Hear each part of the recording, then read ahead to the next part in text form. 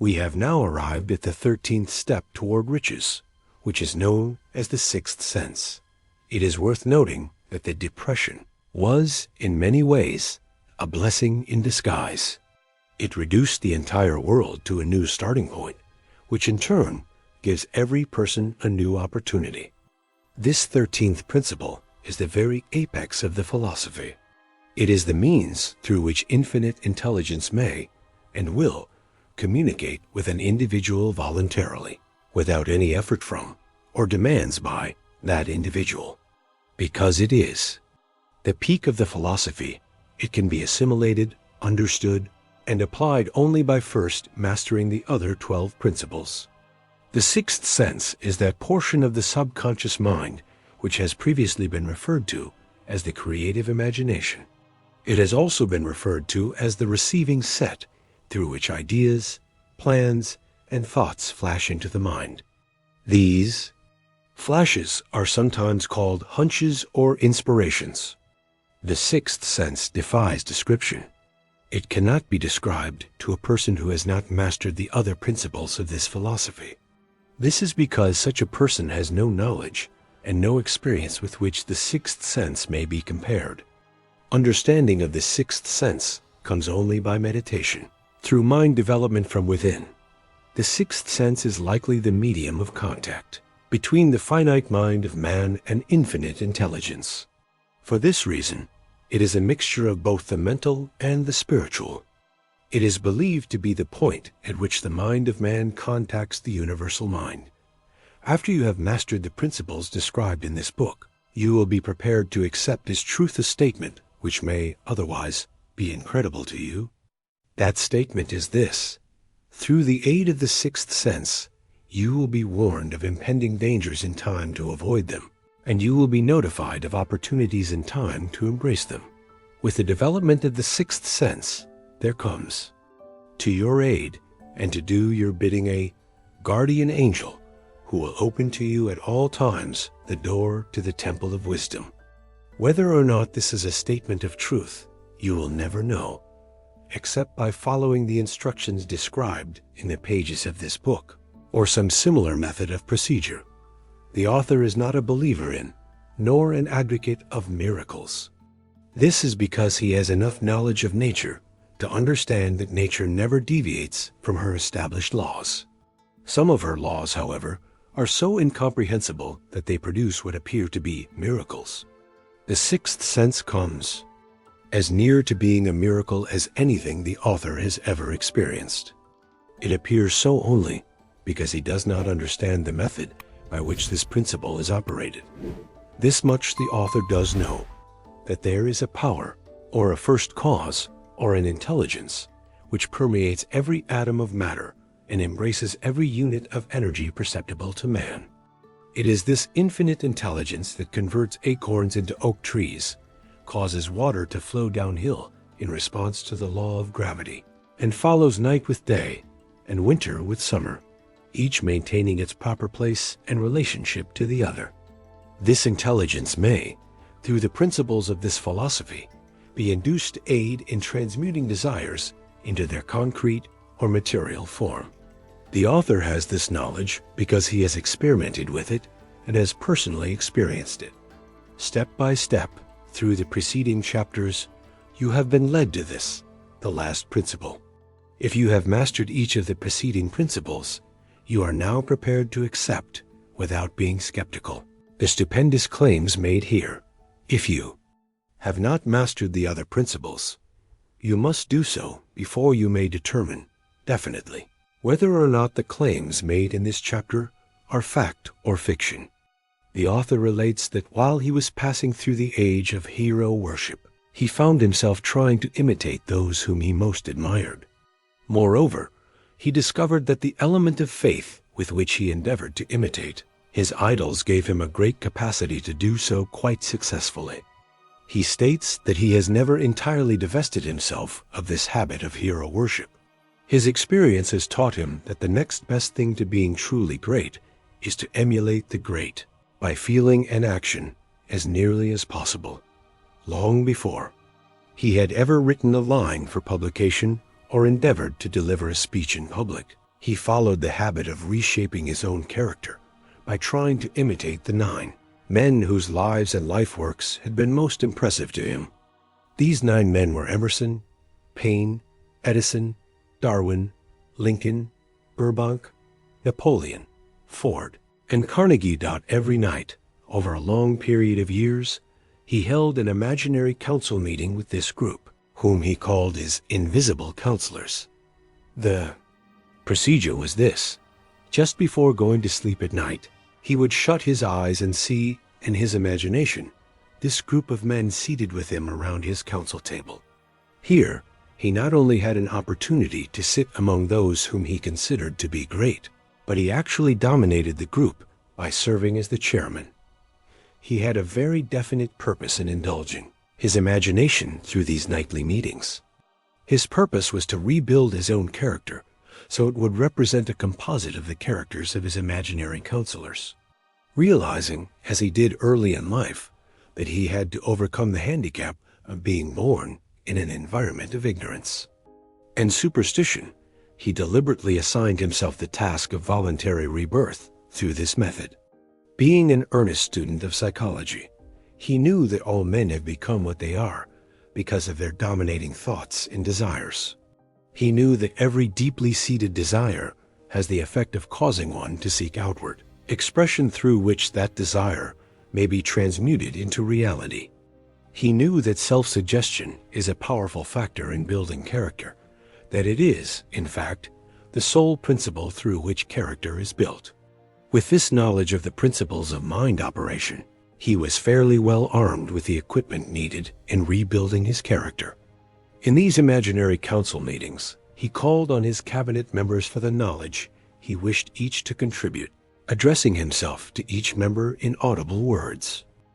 In these imaginary council meetings, the author called on his cabinet members for the knowledge he wished each to contribute. He would address himself to each member in audible words, saying, for example, "Mr. Emerson, I desire to acquire from you the marvelous understanding of nature which distinguished your life. I ask that you make an impress upon my subconscious mind of whatever qualities you possessed, which enabled you to understand and adapt yourself to the laws of nature. I ask that you assist me in reaching and drawing upon whatever sources of knowledge are available to this end. Mr. Burbank, I request that you pass on to me the knowledge which enabled you to so harmonize the laws of nature that you caused the cactus to shed its thorns and become an edible food. Give me access to the knowledge which enabled you to make 2 blades of grass grow where but one grew before. Napoleon, I desire to acquire from you, by emulation, the marvelous ability you possess to inspire men and to arouse them to greater and more determined spirit of action. Also to acquire the spirit of enduring faith, which enabled you to turn defeat into victory. Emperor of fate, king of chance, man of destiny, I salute you. Mr. Paine, I desire to acquire from you the freedom of thought and the courage and clarity with which to express convictions which so distinguished you. Mr. Darwin, I wish to acquire from you the marvelous patience and ability to study cause and effect without bias or prejudice, so exemplified by you in the field of natural science. Mr. Lincoln, I desire to build into my own character the keen sense of justice, the untiring spirit of patience, the sense of humor, the human understanding, and the tolerance, which were your distinguishing characteristics. Mr. Carnegie, I am already indebted to you for my choice of a life work. I wish to acquire a thorough understanding of the principles of organized effort, which you used so effectively. Mr. Ford, I wish to acquire your spirit of persistence, the determination, poise, and self-confidence which have enabled you to master poverty, organize, unify, and simplify human effort, so I may help others to follow in your footsteps. Mr. Edison, I have seated you nearest to me, at my right, because of the personal cooperation you have given me. I wish to acquire from you the marvelous spirit of faith, with which you have uncovered so many of nature's secrets, the spirit of unremitting toil with which you have so often wrested victory from defeat. The author's method of addressing the members of the imaginary cabinet would vary, according to the traits of character in which he was, for the moment, most interested in acquiring. He studied the records of their lives with painstaking care. After some months of this nightly procedure, he was astounded by the discovery that these imaginary figures became, apparently, real. Each of these 9 men developed individual characteristics which surprised him. For example, Lincoln developed the habit of always being late, then walking around in solemn parade. When he came, he walked very slowly, with his hands clasped behind him. He always wore an expression of seriousness upon his face. Rarely did the author see him smile. The cares of a sundered nation, he concluded, had made him grave. This was not true of the others. Burbank and Paine often indulged in witty repartee, which seemed, at times, to shock the other members of the cabinet. One night Paine suggested that the author prepare a lecture on the age of reason and deliver it from the pulpit of a church he formerly attended. Many around the table laughed heartily at the suggestion. Not Napoleon. He drew his mouth down at the corners and groaned so loudly that all turned and looked at him with amazement. To Napoleon, the church was but a pawn of the state, not to be reformed, but to be used as a convenient inciter to mass activity. On one occasion, Burbank was late. He was excited with enthusiasm, explaining he had been experimenting to grow apples on any sort of tree. Paine chided him, reminding him that it was an apple which started all the trouble between man and woman. Darwin chuckled heartily as he suggested that Paine should watch out for little serpents when he went to gather apples, as they had a habit of growing into big snakes. Emerson observed, "No serpents, no apples," and Napoleon remarked, "No apples, no state." Lincoln developed the habit of always being the last one to leave the table. On one occasion, he leaned across the end of the table and remained in that position for many minutes.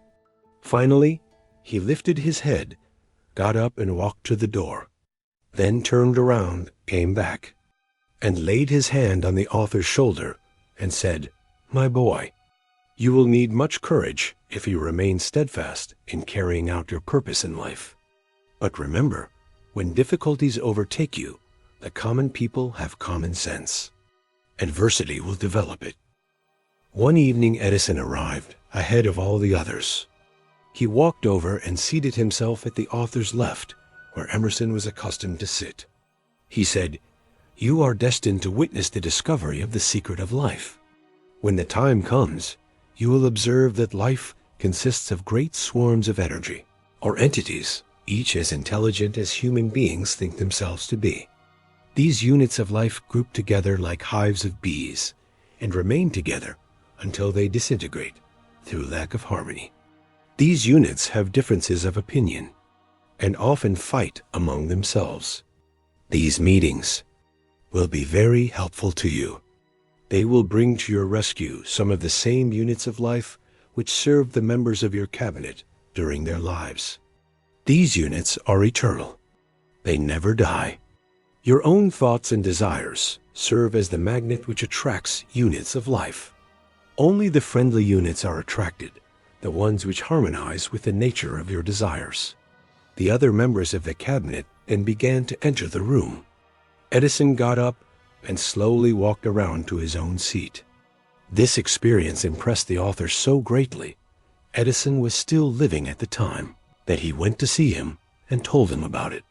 Edison smiled broadly and said, "Your dream was more a reality than you may imagine it to have been," adding no further explanation.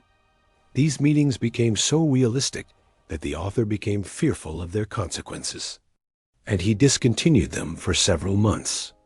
The experiences were so uncanny, he was afraid if he continued them, he would lose sight of the fact that the meetings were purely experiences of his imagination. Some 6 months after he had discontinued the practice, he was awakened one night, or thought he was, when he saw Lincoln standing at his bedside. Lincoln said, The world will soon need your services. It is about to undergo a period of chaos, which will cause men and women to lose faith. Go ahead with your work and complete your philosophy. That is your mission in life. If you neglect it, you will be reduced to a primal state and be compelled to retrace the cycles through which you have passed during thousands of years. The following morning, the author was unable to tell whether he had dreamed this or had actually been awake. He has never since found out which it was.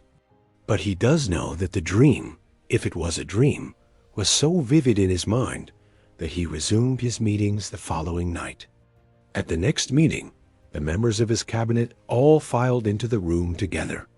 They stood at their accustomed places while Lincoln raised a glass and said, "Gentlemen, let us drink a toast to a friend who has returned to the fold." After that, the author began to add new members to his cabinet, until it consisted of more than 50, among them Christ, St. Paul, Galileo, Copernicus, Aristotle, Plato, Socrates, and many others. This is the first time the author had the courage to mention this. Heretofore, he remained quiet on the subject because he knew he would be misunderstood. He stated he was emboldened to reduce his experience to the printed page because he was less concerned about what they say than he was in the years that had passed. One of the blessings of maturity, he noted, is that it sometimes brings one greater courage to be truthful, regardless of what those who do not understand may think or say, lest he be misunderstood. The author wished to state most emphatically that he still regarded his cabinet meetings as being purely imaginary. But he felt entitled to suggest that while the members of his cabinet may be purely fictional, and the meetings existent only in his own imagination, they have led him into glorious paths of adventure, rekindled an appreciation of true greatness, encouraged creative endeavor, and emboldened the expression of honest thought. Somewhere in the cell structure of the brain, there is an organ which receives vibrations of thought ordinarily called hunches. So far, science has not discovered where this organ of the sixth sense is located, but this is not important. The fact remains that human beings do receive accurate knowledge through sources other than the physical senses. Such knowledge generally is received when the mind is under the influence of extraordinary stimulation. Any emergency which arouses the emotions and causes the heart to beat more rapidly than normal may, and generally does, bring the sixth sense into action. Anyone who has experienced a near accident while driving knows that on such occasions, the sixth sense often comes to one's rescue and aids by split seconds. In avoiding the accident, these facts are mentioned preliminary to a statement of fact. During his meetings with the invisible counselors, the author finds his mind most receptive to ideas, thoughts, and knowledge which reach him through the sixth sense. He states he can truthfully say that he owes entirely to his invisible counselors full credit for such ideas, facts, or knowledge as he received through inspiration. On scores of occasions, when he faced emergencies, some of them so grave that his life was in jeopardy, he has been miraculously guided past these difficulties through the influence of his invisible counselors. His original purpose in conducting these council meetings was solely that of impressing his own subconscious mind through autosuggestion with certain characteristics he desired to acquire. In more recent years, his experimentation has taken on an entirely different trend. He now goes to his imaginary counselors with every difficult problem which confronts him and his clients. The results are often astonishing, although he does not depend entirely on this form of counsel. You, of course, have recognized that this chapter covers a subject with which a majority of people are not familiar. The sixth sense is a subject that will be of great interest and benefit to the person whose aim is to accumulate vast wealth. But it need not claim the attention of those whose desires are more modest than Henry Ford. Undoubtedly, understands and makes practical use of the sixth sense. His vast business and financial operations make it necessary for him to do so. The late Thomas A. Edison understood and used the sixth sense in connection with the development of inventions, especially those involving basic patents, where he had no human experience to guide him, as was the case with the talking machine. Nearly all great leaders, such as Napoleon, Joan of Arc, Christ, Buddha, Confucius, and Mohammed, understood and probably made use of the sixth sense almost continuously. The major portion of their greatness consisted of their knowledge of this principle. The sixth sense is not something that one can take off and put on at will. Ability to use this great power comes slowly, through application of the other principles outlined in this book. Seldom does any individual come into workable knowledge of the sixth sense before the age of 40.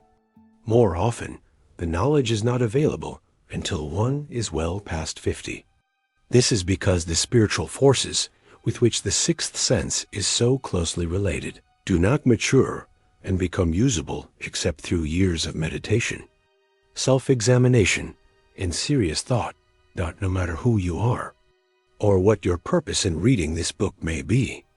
You can profit by it without understanding the principle described in this chapter. This is especially true if your major purpose is the accumulation of money or other material things. The chapter on the sixth sense was included because this book is designed to present a complete philosophy by which individuals may unerringly guide themselves in attaining whatever they ask of. Life. The starting point of all achievement is desire. The finishing point is that brand of knowledge which leads to understanding of self, understanding of others, understanding of the laws of nature, and recognition and understanding of happiness. This sort of understanding comes in its fullness only through familiarity with and use of the principle of the sixth sense. Having read the chapter, you must have observed that, while reading it, you are lifted to a high level of mental stimulation. Splendid. Come back to this again a month from now, read it once more, and observe that your mind will soar to a still higher level of stimulation. Repeat this experience from time to time, and eventually you will find yourself in possession of a power that will enable you to throw off discouragement, master fear, overcome procrastination, and draw freely upon your imagination. Then you will have felt the touch of that unknown something which has been the moving spirit of every truly great thinker, leader, artist, musician, writer, or statesman. Then you will be in a position to transmute your desires into their physical or financial counterpart as easily as you may lie down and quit at the first sign of thy opposition. Previous chapters have described how to develop faith. The next chapter presents detailed instructions for the mastery of fear. Here will be found a full description of the 6 fears which are the cause of all discouragement: timidity, indifference, and lack of ambition. Search yourself carefully as you study these 6 enemies, as they may exist only in your subconscious mind, where their presence will be hard to detect. Remember, too, as you analyze the 6 ghosts of fear, that they are nothing but ghosts because they exist only in one's mind. Remember also that ghosts, creations of uncontrolled imagination, have caused most of the damage people have done to their own minds. Therefore, ghosts can be as dangerous as if they lived and walked on the earth in physical bodies. The ghost of the fear of poverty, which seized the minds of millions of people in 1929, was so real that it caused the worst business depression this country has ever known. Moreover, this particular ghost still frightens some of us out of our wits. But seek first the kingdom of God and his righteousness, and all these things shall be added to you. Matthew 6:33. May the Lord bless you and guide you in every good work.